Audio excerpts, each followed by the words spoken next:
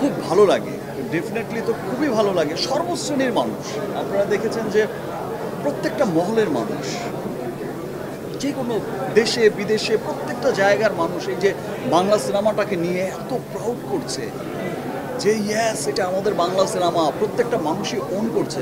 এটা আসলে খুব আনন্দের। এই আনন্দ আসলে বলে বোঝানো যাবে না। আমরা চেষ্টা করেছি, রাফি খুব চমৎকার বানিয়েছে সিনেমাটা এবং প্রত্যেকটা শিল্পী তার জায়গা থেকে এত ভালো কাজ করেছে। আমার কাছে খুব ভালো লাগছে একটা বিষয়,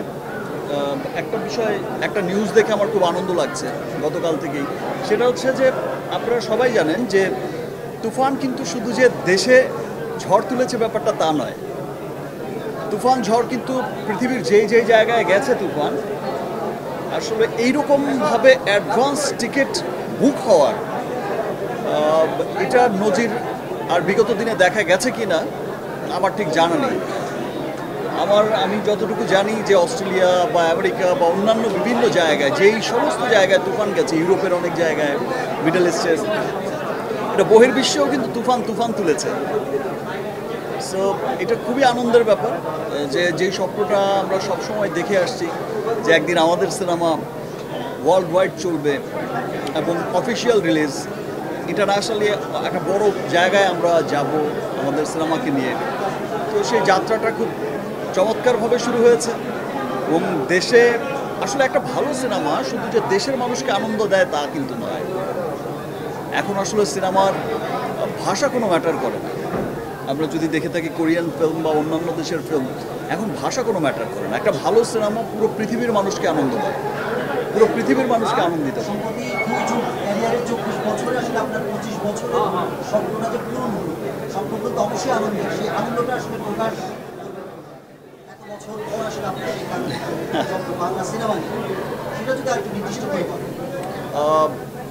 স্বপ্ন যে পুরোপুরি এখন পূরণ হয়েছে আমি সেটা বলবো না, বাট আমার যেটা মনে হয় যে স্বপ্নের পথ ধরে অনেক দূর এগিয়েছি আমরা, সেই স্বপ্নের পথে অনেক দূর এগিয়েছি।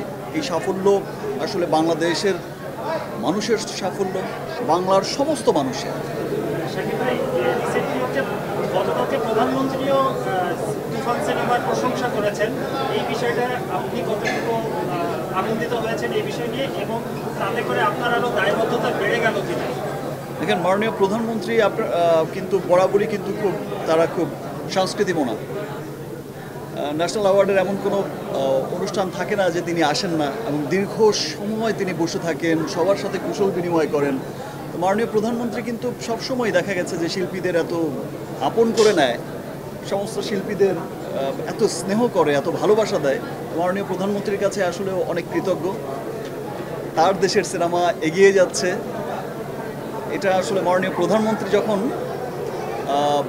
গর্ব করে বলে তখন গিয়ে মনে হচ্ছে যে না, সত্যি হয়তো আমরা আমাদের যে চেষ্টাটা আমরা করে যাচ্ছি সেই চেষ্টার পথে, সেই স্বপ্নের পথে আসলে অনেক দূর এগিয়েছি।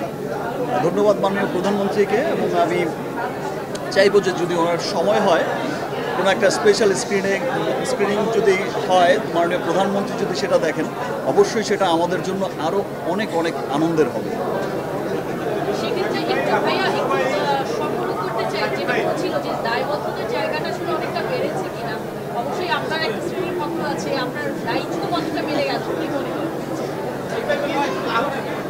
দায়বদ্ধতা আসলে কি হয়, একটা দায়বদ্ধতা থেকে, একটা দায়িত্বের জায়গা থেকেই তো কাজ করে যাচ্ছি। আপনারা পুরো তুফান টিম যে কষ্ট করে কাজ করেছে, এই যে গরমের মধ্যে আপনারা তখন দেখেছেন 46-47 ডিগ্রি সেলসিয়াস ছিল, এই বছর অনেক গরম পড়েছে। এই গরমের মধ্যেও গোটা টিম আমরা যে কাজ করেছি, অসহ্য গরমের মধ্যেও মানুষ হাসি মুখে এত চমৎকার একটা কাজ করেছে, এবং সবার মধ্যে যে একটা স্পিড ছিল যে না, আমাদের গরম হোক যেটাই হোক আমাদের খুব ভালো কাজ করতে হবে। আসলে সবাই আমরা চেষ্টা করে যাচ্ছি, রাফি চেষ্টা করছে, শাকিল ভাইরা চেষ্টা করছে, চরকি, আলফাই, SVF, সবাই আসলে সব ভালো ভালো জায়গা থেকেই কিন্তু চেষ্টা করছে। সবাই ভালো চেষ্টা করে যাচ্ছে সিনেমাটাকে সামনের দিকে নিয়ে যাওয়ার জন্য। গত বছরও দেখেছেন আপনার যখন প্রিয়তমা হয়েছে, প্রিয়তমাও কিন্তু চমৎকার বানিয়েছিল।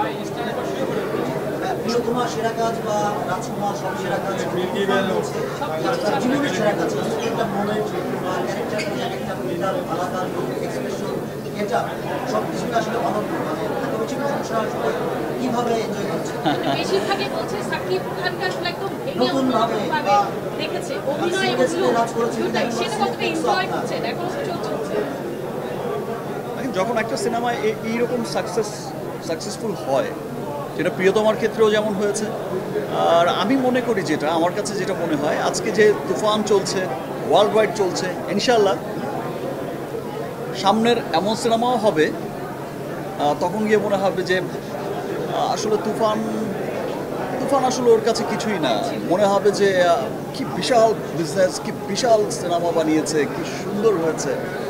আমরা চেষ্টা করে যাচ্ছি, আমি বলছি যে আগেই বলেছি যে আমি তো বিশ্বাস করি যে আমরা স্বপ্নের পথে হাঁটছি, দৌড়াচ্ছি। সো স্বপ্নটা এখনো পূর্ণ হয়নি পুরোপুরি,